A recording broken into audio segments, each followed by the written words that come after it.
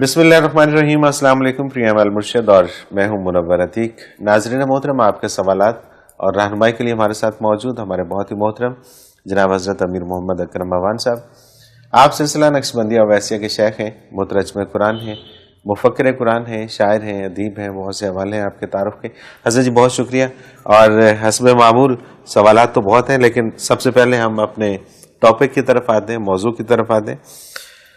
روزے کا مفہوم کیا ہے؟ الحمدللہ رب العالمین والصلاة والسلام علی حبیبہ محمد وآلہ وصحبہ اجمعین۔ اعوذ باللہ من الشیطان الرجیم، بسم اللہ الرحمن الرحیم۔ روزہ ایک افضل ترین عبادت ہے، اور اس کا مفہوم ہے کہ انسان اپنے اندر جو اس کے اوصاف ہیں، اس کی جو صفات ہیں، اسے جو خصوصیات دی گئی ہیں، اس میں استعداد ہے کہ وہ منفی طور پر بھی استعمال کر سکتا ہے، مثبت طور پر بھی استعمال۔ ایک عجیب استعداد ہے انسان میں کہ تجربے سے، چیزوں سے، باتوں سے منفی مفہوم بھی اخذ کر سکتا ہے، مثبت بھی اخذ کر سکتا ہے۔ صحیح۔ تو روزہ یعنی صبح کی طلوع فجر سے لے کر غروب آفتاب تک کی زندگی اس طرح بسر کرنا جیسے فرشتہ ہے۔ سبحان اللہ۔ کہ فرشتہ نہ کھاتا ہے نہ پیتا ہے، جھوٹ نہیں بولتا، غلط نگاہ نہیں ڈالتا، کسی کے بارے غلط سوچتا نہیں ہے، کسی کو بھلا برا نہیں کہتا۔ حتیٰ کہ نبی کریم نے فرمایا زبان کا روزہ یہ ہے کہ کوئی آپ کو گالی بھی دے تو اسے جواب میں آپ کہتے ہیں کہ میرا تو روزہ ہے۔ ٹھیک ہے، یعنی تم کر سکتے ہو ایسی بات، میرا تو روزہ ہے، میں زبان ناپاک نہیں کر سکتا۔ تو ان سارے اعضاء کو حدود اطاعت الہی کے اندر روک کر ایسی خصوصیات پیدا کرنا جنہیں اوصاف ملکوتی کہا جاتا ہے، فرشتے کی طرح بدن کو پاک کرنا۔ اب جب یہ ساری احتیاطیں کی جائیں تو اللہ کریم وہ پاکی بدن میں عطا کر۔ اس پاکیزگی سے اللہ کے کلام اور نبی علیہ الصلوۃ والسلام کی ارشادات کی جو کیفیات ہیں ان کو دل میں اتارنے کی توفیق نصیب ہوتی۔ سبحان اللہ۔ الفاظ کا سننا اور بات ہے، الفاظ پر عمل کرنا بھی ایک اور بات ہے۔ حقیقت یہ ہے کہ کیفیت کو دل نشیں کیا جائے، اس کیفیت کے ساتھ جب عمل کیا جاتا ہے تو وہ کروڑوں گنا بڑھ جاتا ہے۔ صحیح۔ کیونکہ اس میں دل شامل ہو جاتا ہے۔ تو روزے کا اصل مفہوم یہ ہے کہ انسان بدن کو اتنا پاک کر دے، کیونکہ بہرحال دل بھی بدن کا حصہ ہے، گوشت کا لوتھڑا ہے، دماغ بھی بدن کا حصہ ہے، اعضاء جوہر بدن کا حصہ ہیں۔ تو ان میں اگر خرابی ہوگی تو وہ مفاہیم جو احکام الہی کے ہیں یا جو نبی علیہ السلام کے ارشادات کے ہیں، وہ مفاہیم ان تک نہیں پہنچیں گے، الفاظ پہنچیں گے۔ صحیح۔ الفاظ کی اگر یہ اطاعت بھی کریں گے تو رسمن کریں گے، دل شامل نہیں ہوگا۔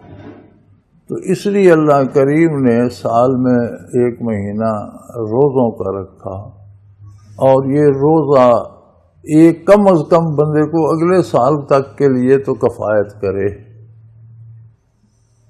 بالکل ٹھیک۔ ہمارے ہاں تو یہ ہوتا ہے نا کہ رمضان میں مسجد بھر کے عید کے دوسرے دن اس میں بندے خالی ہو جاتی۔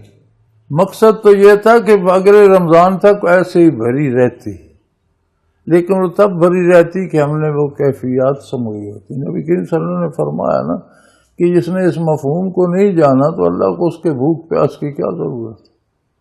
کوئی راشن بندی تو نہیں کی اللہ نے، بلکہ روزوں میں لوگ غیر رمضان کی نسبت 2 گنا 3 گنا خرچ کرتے۔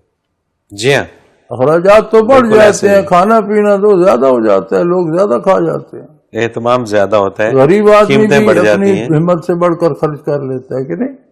بالکل ٹھیک۔ تو مقصد تو ہے کہ اعضائے بدن کو کمزور کیا جائے اور عبادات سے روح کو طاقتور کیا جائے، تاکہ نظام جو ہے بدن کا یہ روح کے کنٹرول میں آئے اور برائیوں سے بچ کر نیکی کی طرف بڑھا جائے. اور جو کیفیات ہیں کلام الہی میں، جو کیفیات ہیں ارشادات رسول میں، ان کو دل میں اتارا جائے اور پھر عمل کا مزہ ہے. سبحان اللہ. اگر وہ کیفیات دل میں نہیں آ رہی تو حضور کے ارشاد کے مطابق بھوکا پیاسا رہنے کا کیا فائدہ ہے؟ اللہ کو اس کی بھوک پیاس کو اللہ نے کیا کرنا ہے؟ کھاتا رہے. ایک آدمی دن بھر گالیاں بکتا ہے، ایک آدمی رشوت لیتا ہے، ایک آدمی جھوٹ بولتا ہے، جھوٹی شہادت دیتا ہے، ایک آدمی رشوت لے کر غلط فیصلہ لیتا، تو بھوکا پیاسا کیوں مر رہا ہے؟ اس کی بھوک پیاس تو اللہ کو مطلوب نہیں. مطلوب تو وہ فرشتوں جیسی کیفیات تھیں، اوصاف ملکوتی تھے کہ بشر ہو کر اس میں، چونکہ فرشتہ جب احکام الہی پاتا ہے تو کیفیات پاتا ہے. صحیح. قرآن کریم فرماتا ہے نا، احکام الہی جب آتے ہیں تو فرشتے بالکل سٹن ہو جاتے ہیں، اور جب ہوش آتا ہے تو ایک دوسرے پوچھتے ہیں بھئی کیا حکم تھا؟ تو کہتے ہیں جو بھی تھا حق تھا. سبحان اللہ. سبحان اللہ. پھر انہیں سمجھ آتی ہے کہ حکم کیا تھا. وہ کیفیات سمجھتے ہیں، صرف الفاظ بھی سنتے ہیں لیکن الفاظ کے ساتھ کیفیات. تو اگر ہم کوئی حکم سنیں نبی کریم صلی اللہ علیہ وسلم کا اور اس کے ساتھ وہ کیفیت بھی آئے، قرآن کی آیت جہنم کے بارے سنیں تو جسم کانپ جائے جیسے ہم آگ پر کھڑے ہیں. اللہ. جنت کی بات سنیں تو دل باغ باغ ہو جائے، پھر تو بات ہے. اور اگر ہم فرافر پڑھتے رہے نہ ہمیں خوشی ہوئی نہ غمی ہوئی، فائدہ کیا؟ پھر تو وہی رسم پوری کی. تو روزے کا مفہوم ہے کہ وجود کو لاغر کر کے عبادات سے روح کو قوت دے کر وہ استعداد پیدا کریں کہ کلام باری کی ارشادات پیغمبر صلی اللہ علیہ وسلم کی کیفیت دل میں آئے، اور پھر دل اطاعت کا راستہ اختیار کرے اور ان منازل کو پائے جو انسان کے لیے اللہ نے عالم بالا تک مقرر کی. بالکل صحیح. اگر اس مفہوم کو آپ چھوڑ دیں تو حضور کے ارشاد میں کا مفہوم ہے کہ اللہ کو تمہاری بھوک پیاس سے کوئی غرض نہیں، کھاتے رہو. صحیح. اس کا کوئی راشن تو نہیں کم ہو رہا. عمومی طور پہ یہ بھی کہا جاتا ہے کہ روزہ اس بات کا درس دیتا ہے کہ بھوک کیا ہوتی ہے تاکہ تم غریب لوگوں کا خیال رکھ سکو. یہ جان چھڑانے کے لیے کرتے ہیں. اچھا. یہ سطحی باتیں ہیں. ٹھیک ہے. یہ بہت کم درجے کی بات ہے. صحیح. یہ کم درجے کی باتیں ہیں بھائی. یہ تو ویسے بھی بندے کو کسی دن کھانا نہ ملے تو اندازہ ہو جاتا ہے روزہ رکھے بغیر بھی. بالکل ٹھیک بات. یہ نہیں بات، یہ کم درجے کی باتیں ہیں. روزے کا اصل مفہوم یہ ہے کہ وجود اور وجود کی جو مادی طاقتیں ہیں وہ کمزور ہوں، روح اور روحانی قوتیں طاقت پکڑیں، اور اللہ کے کلام اور نبی کے ارشادات کے مفاہیم کی کیفیت دل میں اترے. بالکل ٹھیک بات. تو یہ غریب کا خیال رکھنا، یہ سارا احکام الہی میں وہ کیفیت آئے گی تو یہ کام تو سارے ہو جائیں گے. بالکل صحیح. بالکل. زکوٰۃ دینا، صدقات دینا، غریبوں کا خیال رکھنا، یہ سارے تو احکام الہی ہیں. جب ان کی کیفیت دل میں آئے گی کہ ان سے اللہ کی رضا کا کتنا تعلق ہے تو یہ تو از خود ہو جائیں گے. یہ تو سطحی تعبیرات ہیں، جو حقیقت کو نہیں جانتے وہ یہ گمرو باندھتے رہتے ہیں. بلکہ وہ پچھلے رمضان میں آپ ہی نے فرمایا تھا کہ روزہ اس بات کی تربیت کرتا ہے کہ طلوع فجر سے لے کر غروب آفتاب تک آپ کا اپنا حلال رزق آپ نہیں کھا سکتے. اٹ مینس یہ آپ کا نہیں ہے، آپ کا نہیں، کمایا آپ نے ہے لیکن یہ اللہ کا ہے، اور جس کا ہے اس نے روک دیا. جب اجازت دے گا تو کھاؤ. تو یہاں سے ایک سبق ملتا ہے کہ ہمارا تو کچھ نہیں ہے، ہم تو یہاں پر صرف اس کی اطاعت میں جو بھی کام کریں گے. بالکل صحیح. جب سب اس کا ہے، دینا اس نے ہے، تو ہم اس میں غلط شامل کیوں کریں، ناجائز کوشش کیوں کریں؟ بالکل ٹھیک. ہمارا تو ہے ہی نہیں تو پھر اس میں ہم غلط کیوں ملائیں؟ جس کا ہے وہ جتنا ہمارے پاس امانت رکھواتا ہے، جتنا ہمارے حصے کا ہے ہم کھا لیں. بے شک. جو وارثوں کا ہم چھوڑ جائیں گے. نبی کریم کا ارشاد ہے کہ رزق کے 3 حصے، ایک جو حلال پہ خرچ ہوتا ہے، جائز کاموں پہ خرچ ہوتا ہے، وہ آخرت کا آپ کا حصہ بنا۔ ایک جو آپ کھا لیتے، تیسرا مال وارثوں کا ہے، وہ آپ امین ہے اس کے، صحیح، آپ کے بعد وہ اپنا وصول کر لیں گے۔ بالکل ٹھیک بات، بالکل صحیح۔ تو روزہ اس کیفیت کو سمونے کا اصل مقصد روزے کا وہ ہے۔ باقی بھائی جو نقل بھی کرتے ہیں، ہم تو دعا کرتے ہیں اللہ نقل بھی قبول کر لے، لیکن مقصد اس نے روزے کا پایا جس نے دل میں وہ کیفیات اتاری، حاصل کرنے کی روزے کی وجہ سے ذریعے سے استعداد پیدا کر لی۔ اب یہ اللہ کا کرم ہے کہ اس نے کہا تم روزہ رکھو اس خلوص، اس نیت کے ساتھ میں تمہیں یہ استعداد دے دوں گا۔ حالانکہ وہ استعداد بہت قیمتی ہے۔ 30 روزے کیا ہیں 365 دنوں میں؟ کچھ بھی نہیں۔ 30 روزے کیا ہیں؟ کچھ نسبت نہیں بنتی۔ اللہ اکبر۔ لیکن اس کا انعام ہے، اس کا تم تھوڑی سی کوشش تو کرو، میں تمہیں اوصاف ملکوتی عطا کر، سبحان اللہ، سبحان اللہ۔ پھر تمہیں میری باتوں کا مزہ آئے گا۔ بے شک، سننا اور بات ہے، ماننا اور بات ہے، اس بات کا مزہ لینا اور اسے دل و جان سے قبول کرنا ایک اور بات ہے۔ بے شک، اس میں کوئی شک نہیں۔ حضرت جی مجھے ایک بریک پہ جانا ہے اور پھر کچھ سوالات ہیں، جب بریک سے واپس آئیں گے تو شامل کریں گے۔ ناظرین محترم، اگر آپ بھی اس پروگرام میں اپنے سوال کے ذریعے شامل ہونا چاہیں تو اسکرین پہ ہمارا نمبر موجود ہے، آپ نوٹ فرما لیجئے 0333495521، اور اسی طرح سے ہمیں آپ ای میل کے ذریعے بھی سوال بھیج سکتے ہیں۔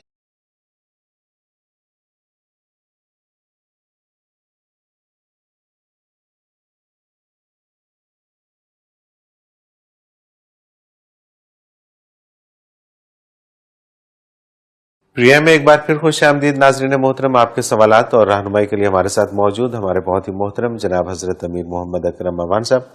حضرت جی سوالات کا سلسلہ شروع کرتے ہیں۔ خالد عزیز ہیں سیالکوٹ سے، یہ کہتے ہیں کہ میری بیوی کی عادت ہے کہ روزہ تو باقاعدگی سے رکھتی ہے لیکن رمضان میں بھی نماز نہیں پڑھتی۔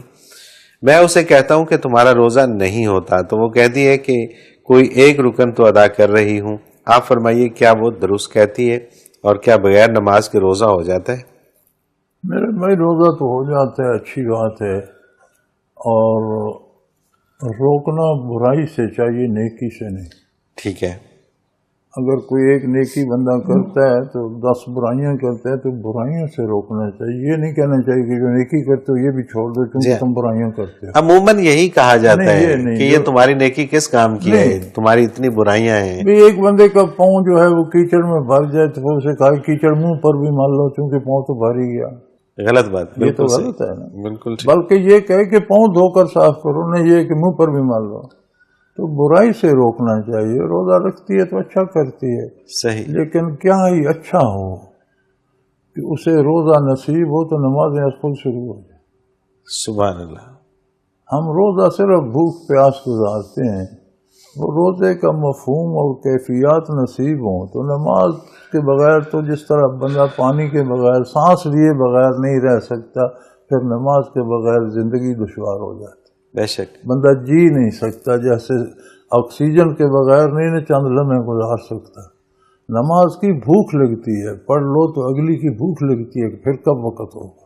بے شک، بے شک۔ لیکن تب جب وہ روزے کی کیفیات آئیں تو دعا کرتے ہیں اللہ آپ کی بیوی کو وہ کیفیات دے تو پھر اسے نماز بھی بالکل یاد آ جائے گی۔ بالکل صحیح۔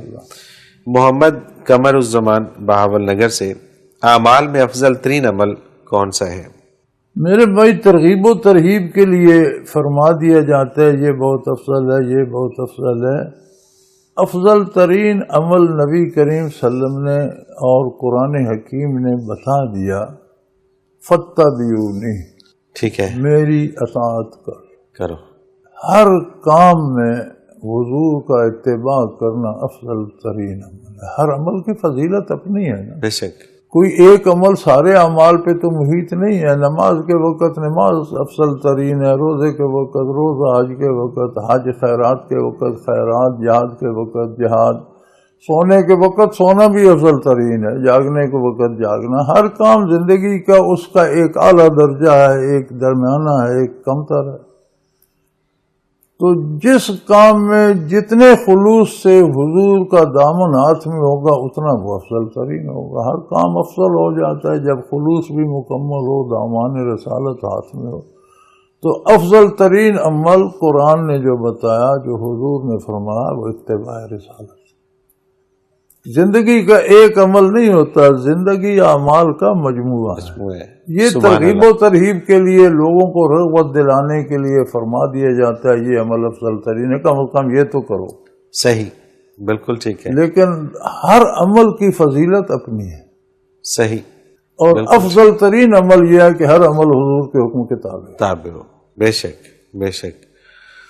ظہیر احمد ہیں بہاول نگر سے بھی، یہ بھی ہیں، اور یہ کہتے ہیں کہ بحیثیت بندہ کے میرے فرائض کیا ہیں اور میرے مالک کے حقوق کیا ہیں.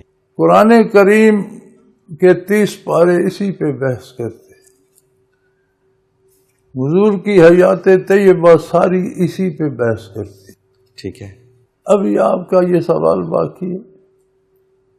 بحیثیت مالک اس کا حق ہے کہ وہ آپ کی زندگی کی حفاظت کرے، آپ کو رزق دے، آپ کو جب تک اس نے بقا لکھی ہے باقی رکھے، جتنی فرصت وعدہ کیا ہے وہ آپ کو دے. اپنا وعدہ پورا کر رہا ہے.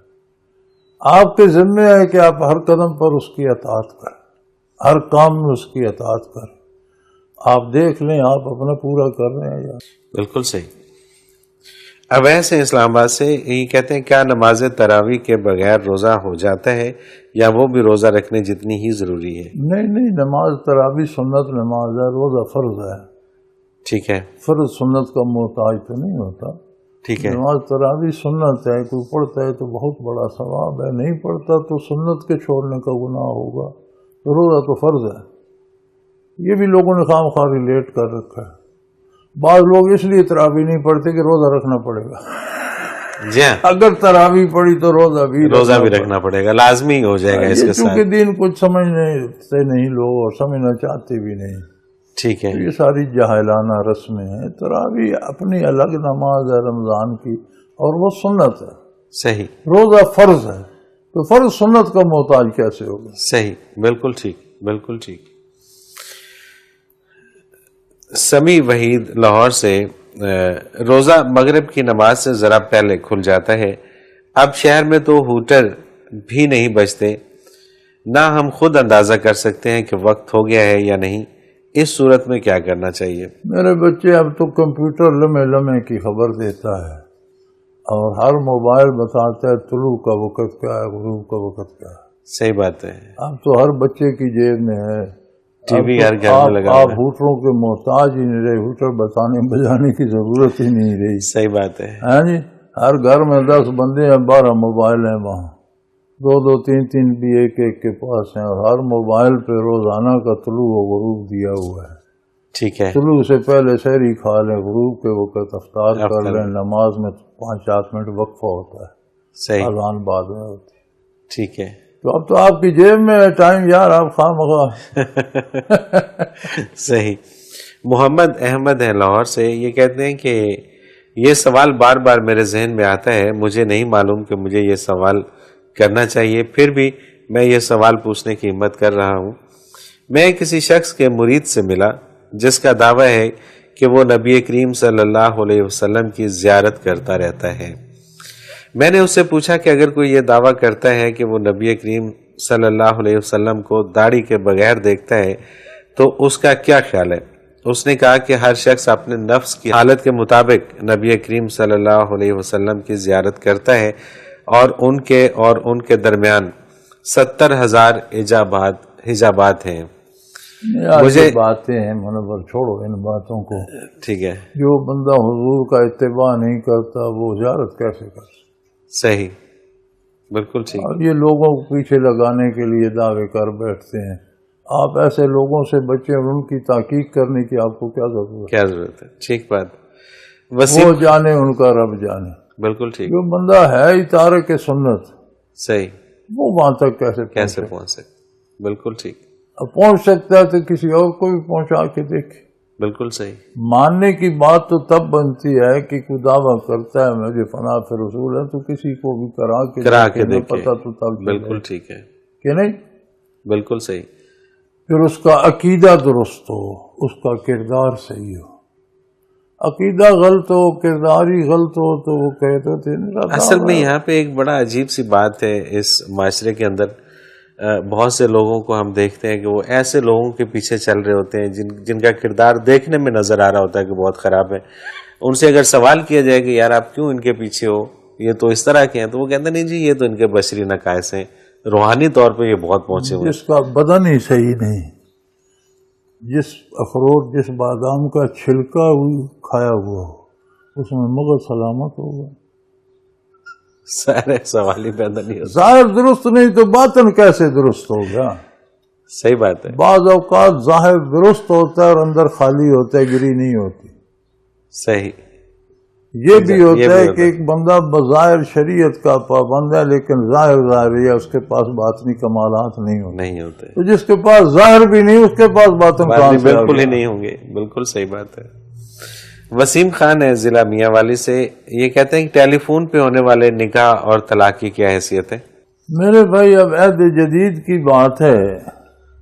اگر یہ یقین ہو کہ ٹیلی فون پہ بات کرنے والا بندہ وہی ہے، اس کی شہادت ہو، ٹھیک ہے، تو قابل قبول ہے.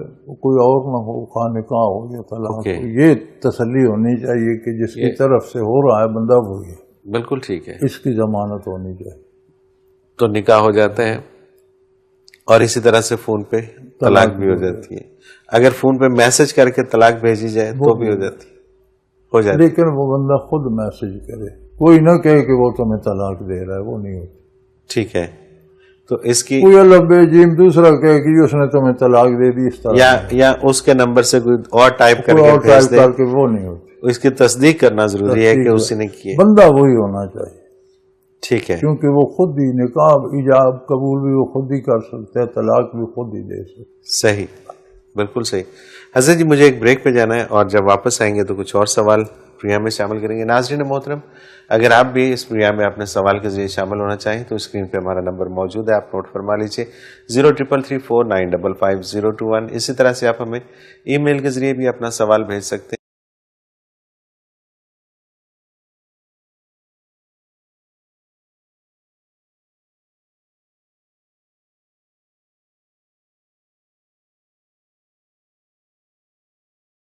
پروگرام میں ایک بار پھر خوش آمدید ناظرین محترم. آپ کے سوالات اور رہنمائی کے لیے ہمارے ساتھ موجود ہمارے بہت ہی محترم جناب حضرت امیر محمد اکرم موان صاحب.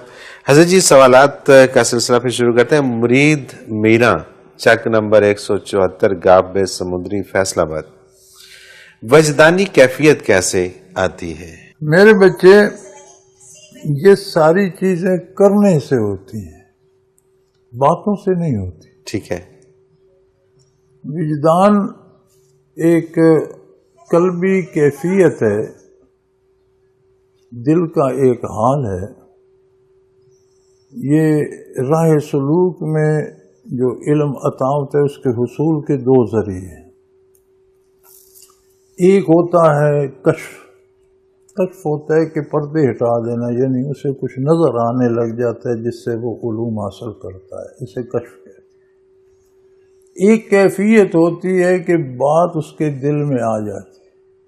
ٹھیک ہے. اسے سمجھ آ جاتی ہے آگے یہ بات ہے، اسے وجدان کہتے ہیں. ٹھیک ہے. یہ جو پاگل ہو جائے اسے کہتے ہیں اس پر وجدان لگ گیا، وہ وجدان نہیں ہوتا. حقیقت آشنائی وجدان ہوتا ہے. صحیح. یعنی ہم جہاں بیٹھے ہم بات کر رہے ہیں، کوئی صاحب وجدان بیٹھا ہوگا تو وہ دیکھ رہا ہوگا کہ ان باتوں کے نتائج کیا ہیں، کیا کرنا چاہیے کیا نہیں کرنا چاہیے. اور یہ راہ سلوک میں جب باطن کی آنکھ کھلتی ہے تو یہ دو ذریعے حصول علم کے ہیں، روح کے. ایک کا نام کشف ہے، کشف میں چیزیں دکھائی دیتی. دوسرے کا نام وجدان ہے، اس میں چیزیں دکھائی نہیں دیتی، مفہوم دل میں آ جاتا ہے. اور اہل تصوف کہتے ہیں کہ وجدان جو ہوتا ہے یہ کشف سے زیادہ مضبوط ہوتا ہے. کشف میں غلطی لگنے کا زیادہ امکان ہے، وجدان میں کم ہوتا ہے. صحیح. اب آپ نے پتہ نہیں کس حال کا نام وجدان رکھو، جو پاگل ہو جائے یا اس لوگ پورنے سے کہتے ہیں اسے وجدان ہو گیا، تو یہ تو نہیں ہے وجدان. بالکل صحیح. وجدان اصل میں اس کیفیت کا نام.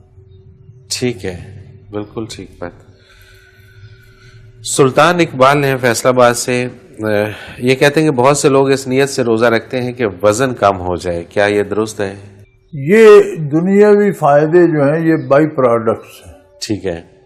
مثلا نماز جو ہے یہ پاؤں کی انگلیوں سے لے کر گردن تک، کمر تک، بازوؤں کی، سر کی ایک ایک پٹھے کی ورزش ہے. بے شک.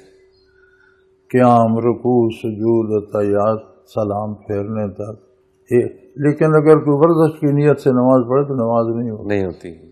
نماز اللہ کی رضا کے لیے پڑھے، ورزش تو خود ہو جائے گی. بے شک. روزہ اللہ کی رضا کے لیے رکھے، وزن کی کمی خود. نیت یہ ہو کہ وزن کم ہو پھر روزہ پھر نہیں ہوتا. بالکل ٹھیک بات ہے، بالکل صحیح. احسن علی ہیں اسلام آباد سے، یہ کہتے ہیں کہ روزہ آخر کھجور ہی سے کیوں افطار کرنا افضل ہے؟ لوگوں کی مرضی کھجور سے کرتے ہیں. اچھا. عرب میں تو چونکہ کھانا ہی کھجور تھا. ٹھیک ہے. میں بھی اس کا کوئی شرعی حکم؟ میں بھی حیران ہوتا تھا کہ 2 کھجوریں 3 کھجوریں، اب میدان بدر میں 5 کھجوریں ہر ایک مجاہد کو تقسیم کی گئیں. تو ہم تو کھجور سمجھتے نہیں. وہاں میں نے کھجوروں کی اقسام دیکھی تو ایسی بھی ہیں کہ ایک کھجور کھانے سے ہی پیٹ بھر جاتا ہے، اتنی بڑی اور اتنی گردہ اور اتنی طاقتور. صحیح. کہ آپ ایک کھجور کھاتے ہیں تو ناشتہ ہو جاتا ہے. بالکل ٹھیک ہے. تو بھئی حضور اکرم صلی اللہ علیہ وسلم کی عادت مبارک بھی تھی، چونکہ وہاں عام غذا کھجور ہے، آنے نبوی پہ بھی ہوتی تھی. تو لوگ کہتے ہیں ایک تو میٹھا ہے، مزیدار ہے، ایک سنت کا ثواب بھی ہے. صحیح. لیکن آپ کسی بھی چیز سے کھولیں بھائی، اور غذائیت بھی پوری اس میں فتاوی رشیدیہ میں کہ اس نے ایک سوال بھیجا کہ مجھے حقہ پینے کی بڑی عادت ہے اور میں تو سارا دن، مجھے روزے میں اور کوئی تکلیف نہیں ہوتی، حقہ نہ پینے کی بڑی تکلیف ہوتی ہے، تو میں چاہتا ہوں کہ میں حقے سے افطار کروں. فرمایا جائز ہے بھی، کوئی چیز جس سے روزہ ٹوٹ سکتا ہے اس سے روزہ کھولا جا سکتا ہے. تم حقہ پیے لیا کرو. صحیح. بالکل ٹھیک. پانی پی لو، کوئی چیز کھا لو، کوئی چیز جس سے روزہ ٹوٹ جاتا ہے اس سے افطار بھی ہو جاتا ہے. بالکل صحیح. سلمان علی ہیں شادرہ سے، لاہور سے، یہ کہتے ہیں کہ حضرت جی میرا اور میرے ایک رشتہ دار کا آپس میں جھگڑا ہو گیا اور میں نے صلح کی بہت کوشش کی مگر وہ نہ مانا اور ناراضگی کی حالت میں فوت ہو گیا. اب میرے لیے شریعت کی روح سے کیا حکم ہے؟ اللہ آپ کو اپنی کوشش کا ثواب دے گا، اللہ اسے بھی معاف کرے، اس کے لیے بھی دعا کیا کرے. صحیح. جو بات ہو گئی، آپ نے اپنا حق ادا کر دیا، اب آگے آپ اسے قیامت تک لے کے نہ بیٹھے رہیں، اپنا اور کام. بالکل صحیح ہے، بالکل صحیح.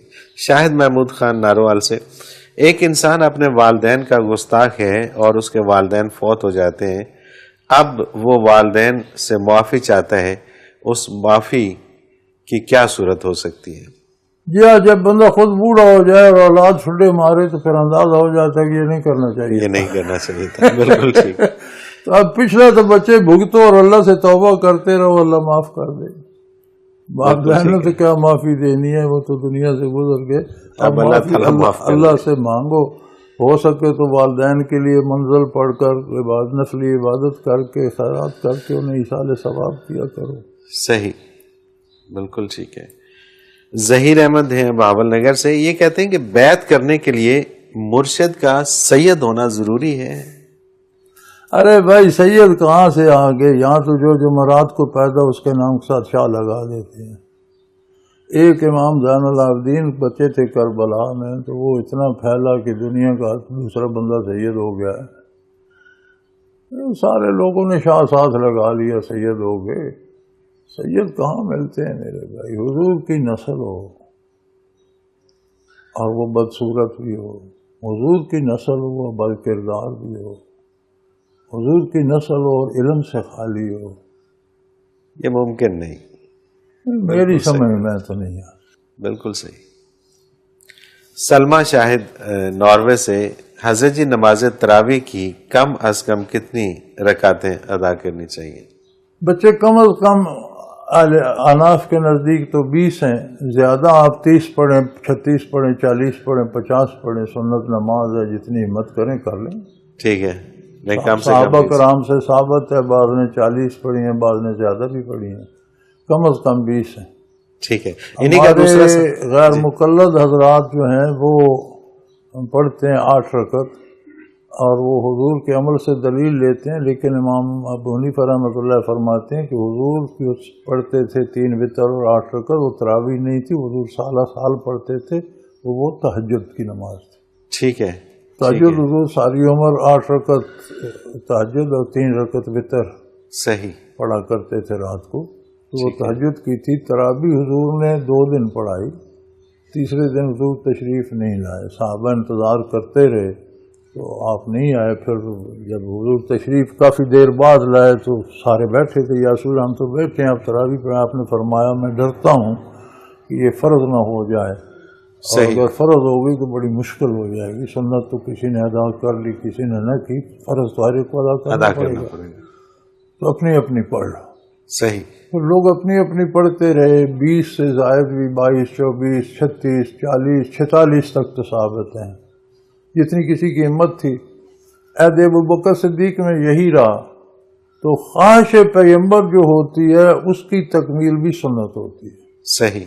عہد فاروقی میں حضور حضرت فاروق اعظم رضی اللہ عنہ نے کہا کہ بھئی اب تو وہ مانے جو تھا کہ فرض نہ ہو جائے وہ ختم ہو گیا، اب تو بھئی بند ہو گئی، اب کیا فرض ہونی ہے، لہذا اب اسے چونکہ حضور نے 2 دن جماعت کرائی تھی، اب اسے با جماعت پڑھو۔ صحیح۔ وہ ادھر رفع ہو گیا، ٹھیک ہے، اب تو وہ ادھر نہیں ہے تو اب با جماعت ہونی چاہیے، تو تب سے با جماعت ہوتی ہے۔ صحیح، بالکل ٹھیک۔ 20 رکعت کم از کم ہے۔ ٹھیک ہے، انہی کا دوسرا سوال ہے سلمہ شاہد کا ہی، کہ کیا عورتوں کو مسجد جا کر تراویح پڑھنے کا ثواب زیادہ ملتا ہے؟ نہیں بچے، ثواب زیادہ عورتوں کے لیے گھر میں، اور آج کل تو خصوصاً گھر میں زیادہ ثواب ہے۔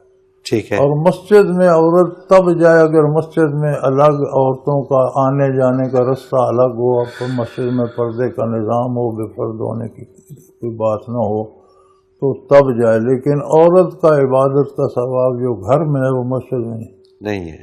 ٹھیک، آج کے دور۔ بالکل صحیح، بالکل ٹھیک ہے۔ سیما سلطان لاہور سے، اگر طبیعت مزید خراب ہونے کا خدشہ ہو تو روزے کی نیت کتنے بجے تک کی جا سکتی ہے؟ دوپہر تک۔ دوپہر تک؟ اچھا، یعنی آپ یہ نیت کر سکتے ہیں کہ میں دوپہر تک اندازہ کروں گا، طبیعت ٹھیک رہی تو روزہ پورا کروں گا، نہیں تو دوپہر کو چھوڑ دوں گا، نہیں رکھوں گا۔ ٹھیک ہے، تو پھر دوپہر کو فیصلہ کرنے رکھنا ہے یا نہیں رکھنا۔ بالکل صحیح۔ بعض لوگ ہوتے ہیں نا، بیمار ہوتے ہیں، تکلیف ہوتی ہے، اندازہ کر سکتے ہیں، تو یہ دوپہر تک، اگر دوپہر سے بعد تک رکھ لیا تو پھر شام تک رکھ، ٹھیک ہے۔ نہیں تو یا کوئی میڈیسن کھا لیے جس کا افاقہ ہو رہا ہے اور بندہ یہ سمجھ رہا ہے کہ بندہ اپنی حالت سے آگاہ ہوتا ہے، دوپہر تک فیصلہ کر لے، کر سکتا ہے، تو بالکل ٹھیک۔ دوپہر تک افطار کر لے، اس نیت سے رکھا ہو کہ اگر طبیعت ٹھیک نہیں تو دوپہر تک رکھ کے افطار کر دوں گا، تو وہ روزہ تو نہیں ہوتا لیکن گناہ نہیں، ختم ہو گیا، جیسے روزہ نہیں رکھا۔ ٹھیک ہے، ٹھیک ہے۔ آدھے روزے کا ثواب نہیں ہوتا، وہ ایسے ہوتا ہے جیسے رکھا ہی نہیں تھا۔ ٹھیک ہے۔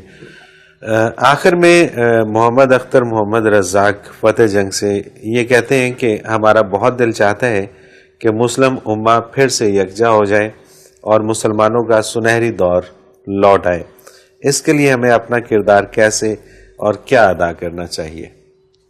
آپ اپنی ذات کو اگر اس قابل بنا لیں کہ آپ کا کوئی عمل خلاف سنت نہ رہے، تو آپ سمجھے امت میں سے 2 بندوں کو تو آپ نے سنبھال لیا۔ سبحان اللہ، سبحان اللہ۔ تو امت بندوں سے ہی ہے نا، بے شک، بے شک۔ قوم افراد سے عبارت ہے نا، تو آپ نے 2 کو تو سنبھال لیا۔ تو اللہ کرے آپ کے ساتھ یہ اور پھیلنا شروع ہو جائے۔ اصل ہمارا مسئلہ یہ ہے کہ چاہتے ہم سارے ہیں، لیکن کہتے ہیں میری تو خیر ہے، دوسرے ہو جائیں۔ اصل مسئلہ یہ ہے، اگر ہم اپنے اپنے کو ٹھیک کرنا شروع کر دیں تو سب ہو جائے، سب سے آسان بات ہے۔ بے شک۔ تو میرے بچے، آپ کے ذمے بھی یہ ہے کہ اپنے آپ کو آپ صحیح مسلمان سوچ فکر سے لے کر کردار تک ثابت کریں۔ بالکل ٹھیک۔ اللہ کرے آپ کی یہ تاریخ پھیلے اور لوگ بھی اپنے آپ کو کرنا شروع کر دیں اور امت کا وہ دور لوٹ آئے۔ صحیح، بالکل ٹھیک، لیکن سب سے پہلے آپ نے اوپر امپلیمنٹ کریں۔ حضرت جی، پروگرام کا وقت آپ نے اختتام کو پہنچ رہا ہے، آپ کا بہت شکریہ کہ آپ نے وقت دیا۔ سوال کافی سارے رہ گئے لیکن اگلے پروگرام میں کوشش کریں گے کہ ان کو شامل کیا جائے۔ ناظرین محترم، اگر آپ بھی اس پروگرام میں اپنے سوال کے ذریعے شامل ہونا چاہیں تو اسکرین پہ ہمارا نمبر موجود ہے، آپ نوٹ فرما لیجیے۔ 0334955021 اور اسی طرح سے آپ ہمیں ای میل کے ذریعے بھی اپنا سوال بھیج سکتے ہیں.